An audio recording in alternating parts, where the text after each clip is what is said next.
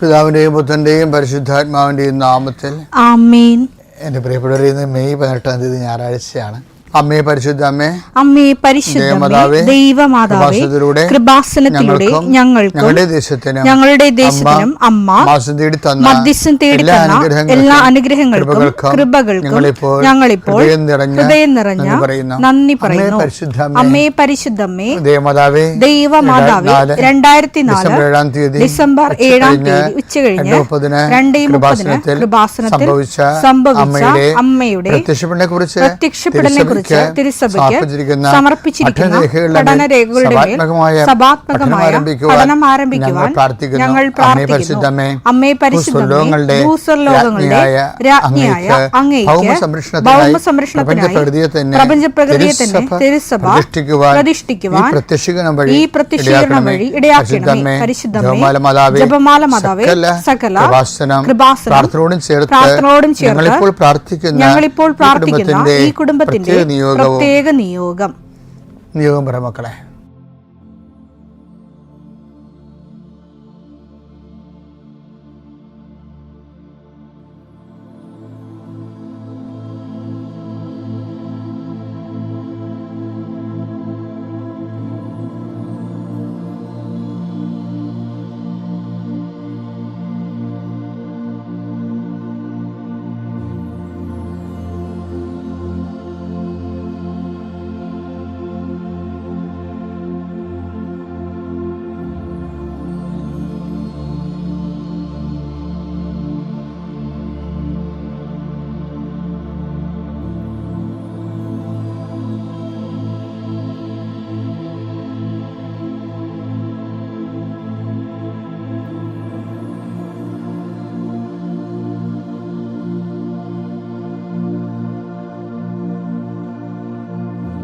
അമ്മയുടെ പ്രത്യക്ഷീകരണത്തിന്റെ ഈ അനുഗ്രഹവേളയിൽ ഞങ്ങൾക്ക് സാധിച്ചു തരുവാൻ കനിയണമേ. ആമേൻ. വിശ്വാസ പ്രമാണം. സർവശക്തനായ പിതാവും ആകാശത്തിന്റെയും ഭൂമിയുടെയും സൃഷ്ടാവുമായ ദൈവത്തിൽ ഞാൻ വിശ്വസിക്കുന്നു. അവിടുത്തെ ഏകപുത്രനും ഞങ്ങളുടെ കർത്താവുമായ ഈശോ മിശിഹായിലും ഞാൻ വിശ്വസിക്കുന്നു. ഈ പുത്രൻ പരിശുദ്ധാത്മാവിനാൽ ഗർഭസ്ഥനായി കന്യകാമറിയത്തിൽ നിന്ന് പിറന്ന് പൊന്തിയോസ് പീലാത്തോസിന്റെ കാലത്ത് പീഡകൾ സഹിച്ച് കുരിശിൽ തറയ്ക്കപ്പെട്ട് മരിച്ച് അടക്കപ്പെട്ട് പാതാളങ്ങളിൽ ഇറങ്ങി മരിച്ചവരുടെ ഇടയിൽ നിന്ന് 3-ാം നാൾ ഉയർത്ത് സ്വർഗത്തിലേക്ക് എഴുന്നള്ളി സർവശക്തിയുള്ള പിതാവായ ദൈവത്തിന്റെ വലതുഭാഗത്തിരിക്കുന്നു. അവിടെ നിന്ന് ജീവിക്കുന്നവരെയും മരിച്ചവരെയും വിധിക്കുവാൻ വരുമെന്നും ഞാൻ വിശ്വസിക്കുന്നു. പരിശുദ്ധാത്മാവിലും ഞാൻ വിശ്വസിക്കുന്നു. വിശുദ്ധ കത്തോലിക്കാ സഭയിലും പുണ്യവാന്മാരുടെ ഐക്യത്തിലും പാപങ്ങളുടെ മോചനത്തിലും ശരീരത്തിന്റെ ഉയർപ്പിലും നിത്യമായ ജീവിതത്തിലും ഞാൻ വിശ്വസിക്കുന്നു.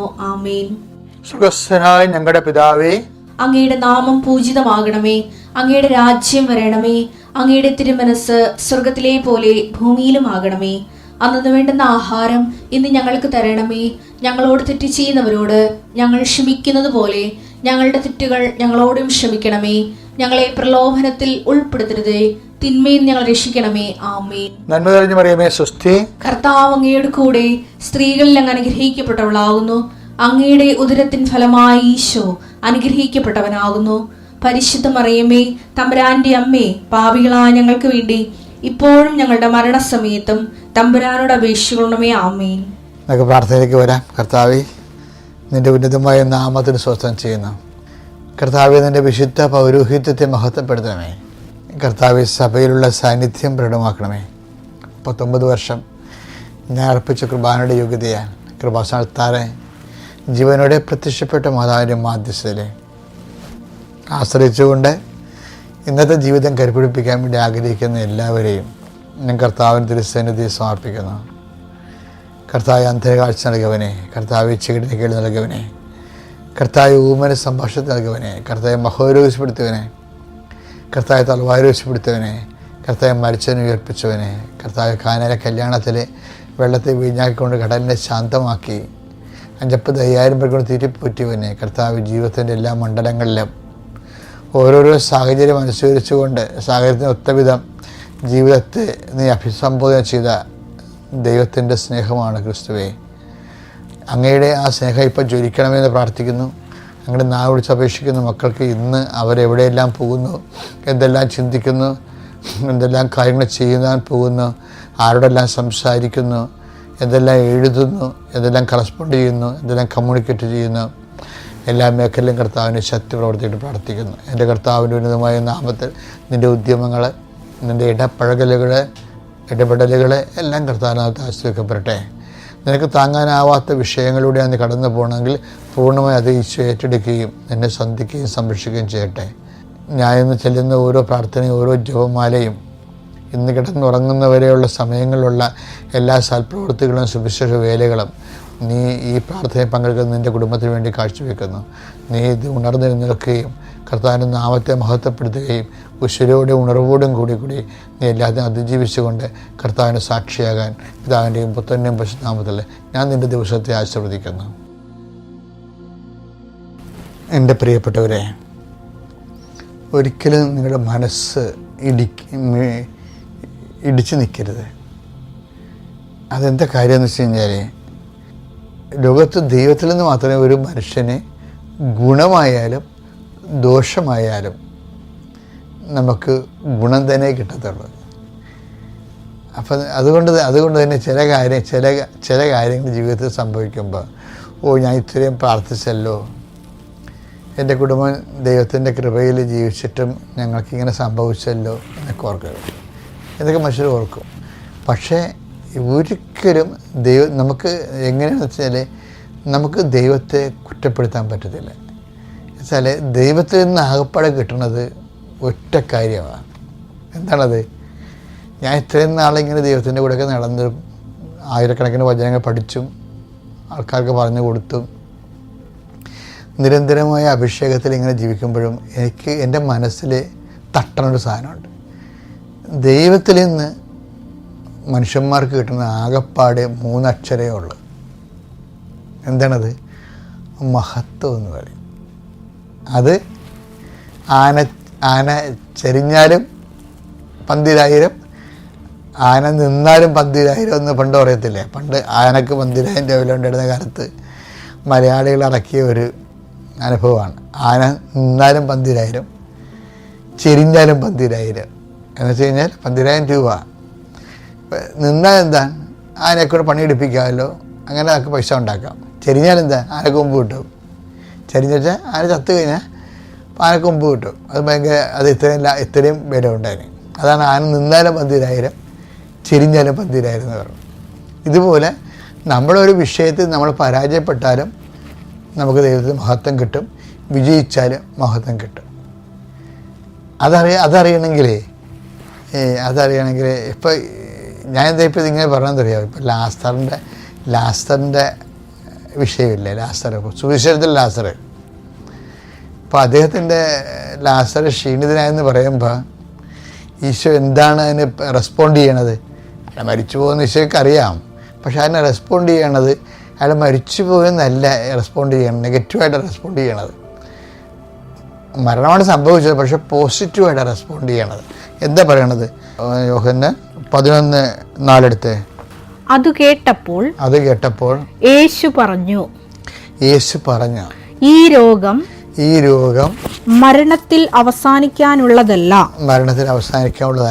പ്രത്യുത ദൈവത്തിന്റെ മഹത്വത്തിനും അതുവഴി ദൈവപുത്രൻ മഹത്വം പ്രാപിക്കുന്നതിനും വേണ്ടിയുള്ളതാണ്. ലാസറിന്റെ മരണമാണ് ഒരു ഇൻസിഡന്റ്. അത് സംഭവിക്കുകയാണ്. അപ്പോൾ ഓൾ ഓൺ എ സഡൻ അതിൻ്റെ സ്കാനിങ് റിപ്പോർട്ടിൽ ഈശോ എന്താ പറയണത്? ഈ രോഗം മരണകാരണമല്ല, മറിച്ച് എന്താണ്? ദൈവപുത്രൻ മഹത്വപ്പെടാനുള്ളതാണ്. പിതാവായ ദൈവവും അവനിൽ മഹത്വപ്പെടും. ഇപ്പം 2 മഹത്വമാണ് ഈ വിഷയം കൊണ്ട്. ഒന്ന്, പിതാവ് മഹത്വപ്പെടും. രണ്ടാമത്, പിതാവിൻ്റെ മഹത്വത്താൽ പുത്രന് മഹത്വപ്പെടും. ശരിക്കും പറഞ്ഞാൽ ദൈവത്തിൽ നിന്നൊരു മനുഷ്യന് കിട്ടേണ്ട ഇത് മാത്രമേ ഉള്ളൂ, അതായത് മഹത്വം. അതുകൊണ്ടാണ് ഈ വിഗ്നേസ് ലയോളയൊക്കെ ഉണ്ടല്ലോ, അവരെപ്പോഴും ലെറ്റർ എഴുതുമ്പോൾ എന്താ എഴുതേണ്ടത്? For the greater glory of Jesus Christ. അവർക്കത് എവിടുന്നാണ് കിട്ടിയത്? വിഗ്നേസ് ലയോളായും എഴുതുമായിരുന്നു കത്തിൻ്റെ മുകളിൽ ഇപ്പം നമ്മൾ JMJ എന്ന് എഴുതത്തില്ലേ, അതിന് അവരെഴുതിക്കൊണ്ടിരുന്നത് for greater glory of Jesus Christ. അത് വിഗ്നേസ് ലയോളാണ് തുടങ്ങി വെച്ചത്. ഫ്രാൻസിസ് സേവ്യർ അത് കണ്ടുപഠിച്ചിട്ട് ഫ്രാൻസിസ് സേവ്യറുടെ കത്തുകളിലും എല്ലാം ഉണ്ട്. എന്താണ്? For greater glory of Jesus Christ. ജീവിതത്തിൽ സംഭവിക്കുന്നതെല്ലാം ദൈവത്തിൻ്റെ മഹത്വത്തിന് വേണ്ടിയാണ്. അവരവരെ പരാജയമായിട്ട് കാണുന്നില്ല ഈ വിഷയത്തെ. അപ്പോൾ അതാണ് ദൈവഹിതമെങ്കിൽ ഓക്കെ, അപ്പോൾ നമ്മൾ ദൈവത്തെ മഹത്വപ്പെടുത്തി.